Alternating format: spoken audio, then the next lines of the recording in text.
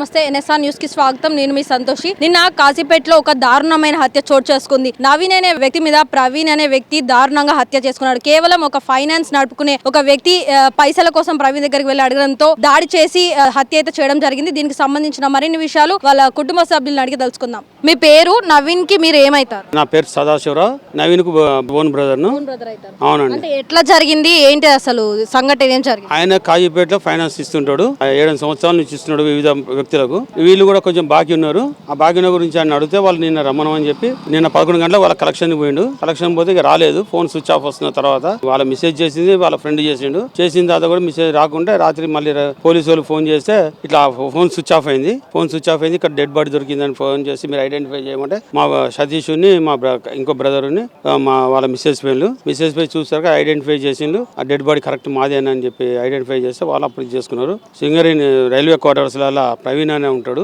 ఆయన ఇంట్లోనే మర్డర్ చేసి అక్కడనే ఉంచేసిండు. ఆయన మర్డర్ చేసేసి ఎస్కేప్ అయిపోయిండు. అంటే ఆయనకి కుటుంబ సభ్యులు అనేది ఎవరు లేరా వాళ్ళ ఇంట్లో? అతను ఒక్కడే ఉన్నాడా ప్రవీణ్ అనే వ్యక్తి? అది మనకు తెలియదమ్మా. అంతకుముందే వాళ్ళ భార్య చనిపోయిందంట.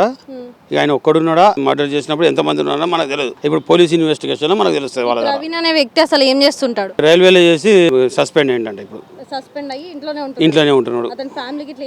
ఫ్యామిలీ గిట్ అయితే ప్రస్తుతానికి అయితే మనకు తెలిసినంత వరకు అయితే లేదు. మర్డర్ చేసినప్పుడు ఎంతమంది ఉన్నారో మనకు తెలియదు. పోలీస్ ఇన్వెస్టిగేషన్ లో తెలుస్తుంది. అసలు ఎంత బాకీ ఉన్నారని చెప్పి ఇంత దారుణంగా హత్య చేయడం జరిగింది. అసలు ఎంత ఇవ్వాలి? అసలు 40,000 రూపాయలు ఇవ్వాలని ఇది వస్తున్నది.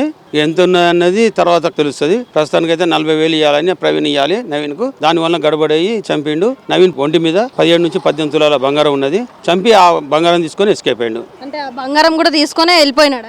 బంగారం కూడా తీసుకొని వెళ్ళిపోయిండు. మీకు అసలు ఇన్ఫర్మేషన్ ఎట్లా వచ్చింది? అసలు అక్కడి నుంచి మీకు ఎవరు కాల్ చేసిండు? పోలీసు వాళ్ళు వాళ్ళ మిస్సెస్ కుని సతీష్ అని వాళ్ళ ఫ్రెండ్ ఫోన్ చేసిండు. ఫోన్ చేస్తే వాళ్ళు పోయి ఇది చేసిండు అన్నట్టు. అంటే అంతకు ముందు కూడా వసూలు చేయడానికి వెళ్ళేవారా లేకుంటే ఇదే మొదటిసారి? అంత ముందు కూడా 7 సంవత్సరాల నుంచి వసూలు చేస్తున్నాడు, ఇస్తున్నాడు, పోతున్నాడు. అవునండి. దీని వెనక ఏమన్నా అంటే వీళ్ళకి ఏమైనా పర్సనల్ గా ఏమైనా ఉండి ఉంటాయి అనుకుంటానా? పర్సనల్ గా ఏముంటాయండి? ఫైనాన్స్ ఇచ్చేటోళ్ళకి ఏముండదు. పైసలు అడిగినందుకు కోపం, అంతే. గట్టిగా అడిగినందుకు కోపం వస్తుంది. అంటే ఆయనే అంటే ఇంతకు ముందు ఏమైనా అట్లాంటి పర్సన్ ఆయన మర్డర్ చేసే వ్యక్తేనా అతను? ఇక అది మనకు తెలియదు. అది ఆ విషయం మనకు తెలియదు. మర్డర్ చేసే వ్యక్తి ఎట్లా అనేది ఇక పోలీస్ ఇన్వెస్టిగేషన్ తెలుస్తుంది. మనకు ఇచ్చింది ఆయన చనిపోయిన ఆయన. మనం ఆయన ముఖం చూడలేదు. మనం ఆయన కానీ ఆయన ఫ్రెండ్ కానీ ఆయన మిస్సెస్ కానీ వదిలేదు. ఆ చూసింది ఆయన ప్రవీణ్ తో మాట్లాడింది ఒక నవీన్ కుమార్. అది ఇదంతా సంఘటన అసలు ఎన్ని గంటలకు జరిగింది? ఎప్పుడు జరిగింది? నిన్న మార్నింగ్ 11 గంటలకు వాళ్ళ దగ్గరికి పోతే పైసలు కలెక్షన్ కానీ పోయిండు. ఇక రాలేదు. రెగ్యులర్ గా అదే టైంకి పోతుంటాడు. ఒక అరగంట అటు ఇటు పోతాడు, వస్తాడు. రాత్రి 8-9 గంటల వరకు ఇంటికి వచ్చేస్తాడు. నిన్న అన్నానికి కూడా రాలేదని ఫోన్లు చేస్తే లేపుతలేడు. తర్వాత పోలీసు వాళ్ళు ఫోన్ చేస్తే మా వందే ఫోన్ అని మా బ్రదర్ మా కజిన్ బ్రదర్ వాళ్ళ మిస్సెస్ పోయి ఐడెంటిఫై చేసిండు. అంటే బయటికి వెళ్ళేటప్పుడు ఇంట్లో ఏమైనా చెప్పి వెళ్ళాడా ఇతని దగ్గరికి వెళ్తున్నా అంటే ఎట్లా తెలిసింది? కలెక్షన్ పోతున్నా అని చెప్పిండు. అది కలెక్షన్ పోతున్నా, రెగ్యులర్ గా కలెక్షన్ కానీ పోయిండు. కలెక్షన్ కి పోయిండు. అంటే ఎన్ని సంవత్సరాల నుంచి ఇదే ఫీల్డ్ లో ఉన్నారు ఆయన? దగ్గర 10-12 సంవత్సరాలు ఇదే ఫీల్డ్ లో ఉన్నాడు. మరి గతంలో ఇట్లా ఏమైనా ఇన్సిడెంట్స్ జరిగినాయా ఈయన పైకి? ఇంతవరకు అయితే ఏం జరగలేదు. ఇదే ఫస్ట్ టైం. అంటే ఈయనకి ఏమైనా శత్రువులు ఏమైనా ఉన్నారా? శత్రువులు అయితే ప్రస్తుతం లేరు. ఈ ఫైనాన్స్ వల్ల అక్కడ చిన్న చిన్న మాటలు ఉంటే చిన్న ఉండేది కావచ్చు, అంతే. అంటే కేవలం ఈ 40,000కే ఈ హత్య చేయడం అనేది చాలా దారుణం కదా. దీన్ని ఎట్లా చూస్తారు? 40,000కు దారుణం హత్య.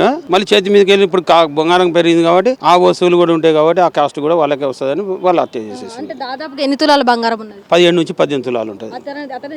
వాళ్ళు తీసుకుని పరారు. ఇంకా ఆయనకు సంబంధించి అంటే ఆయననే చంపిండు అనేది క్లారిటీ ఏమైనా ఇచ్చారా పోలీసు వాళ్ళు? ఇవ్వలేదు ఇంకా మనకి ఇంతవరకు. ఎందుకంటే ప్రవీణ్ రూమ్ లో చనిపోయింది కదా, కాబట్టి ప్రవీణ్ అని వాళ్ళు అదే అనుమానం ఉన్నాయి, మాకు కూడా అదే అనుమానం. అంటే దేనితో చంపేశారంటే కత్తితో ఏమైనా దాడి చేశారా? ఎట్లా జరిగింది? రాయితోని కొట్టి కత్తితో పొడిచిండు. రాయితోని కొట్టి నెత్తి మీద కొట్టేసి కత్తితో పొడిచిండు. అంటే సాయంత్రం వరకు అంటే 12 o'clock వరకు ఆయన అదే రూమ్ లో ఉన్నారా? ఇక్కడికి వెళ్ళి 11 o'clock ఇంటి దగ్గరికి వెళ్ళిపోయాడు. వరంగల్కి వెళ్ళి కాజీపేట పోయిండు. అక్కడ వాళ్ళ రూమ్ లో ఎన్ని గంటలకు చేరిండు అక్కడికి? వాళ్ళు మామూలుగా పోతాడు 12 గంటలకు పోయినట్టున్నది. అప్పటి నుంచి తర్వాత నుంచి ఫోన్ స్విచ్ ఆఫ్ వస్తున్నది. రాత్రి పోలీసు వాళ్ళు చేసేంత వరకు ఆ ఇన్ఫర్మేషన్ తెలియదు. అది చెప్పండి, మీరు ఏమైతారు?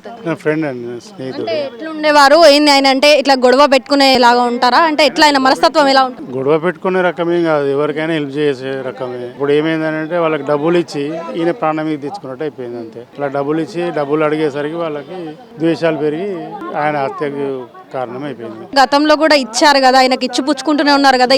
ఉన్నప్పుడు గొడవలు అయితే ఇప్పుడు ఎవరైనా డబ్బులు ఇచ్చినప్పుడు అడిగేసరికి ఎవరికైనా కోపం వస్తుంది, చిన్న చిన్న మాటలు అని కూడా అది కామన్. కానీ ఇంత దూరం వస్తుందని చెప్పి ఎవరు ఎక్స్పెక్ట్, ఆయన కూడా ఎక్స్పెక్ట్ చేయలేదు కదా, మనిషినే లేకుండా చేసిళ్ళు.